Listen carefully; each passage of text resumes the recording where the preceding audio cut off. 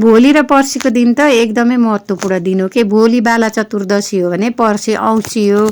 भोलि सतबिज छर्नलाई त हजुरहरू सबैजना जानुहुनेछ र कतिपयको घरमा त यस वर्ष बुवा आमा परिवारका अन्य सदस्य मृत्यु भएको छ भने आजदेखि नै पशुपतिमा रातभरि जागा बसेर बत्ती बालेर बर्मा मुहुर्तमै भोलि बिहान सतबिज छर्नुहुनेछ। सतबिज छर्दा बर्मा मुहुर्तमै छर्नुपर्छ भन्ने भनाइरहेको छ र हजुरको घरमा कसैको मृत्यु भएको छैन भने पनि सतबिज बर्मा मुहुर्तमै गएर छर्न सक्नुहुनेछ, जसले तपाईँको परिवारमा राम्रो हुनेछ, सुख शान्ति आउनेछ भन्ने पनि भनाइरहेको छ। र सतबिजमा के हाल्ने हो भनेर सोध्नु भएको थियो। अब हामीले हाल्ने भनेको जौ र तिल, धान, मकै, गहुँ, उखु, अनार अनि अमला अनि सुन्तला यति मिसाएर छर्ने गरेको छ। हजुरहरूले पनि छर्न सक्नुहुनेछ। यदि चरालाई मात्रै नै दाना खुवाउनु भयो भने पुण्य प्राप्त हुनेछ, लाभ हुनेछ भनेर भन्ने गरिन्छ।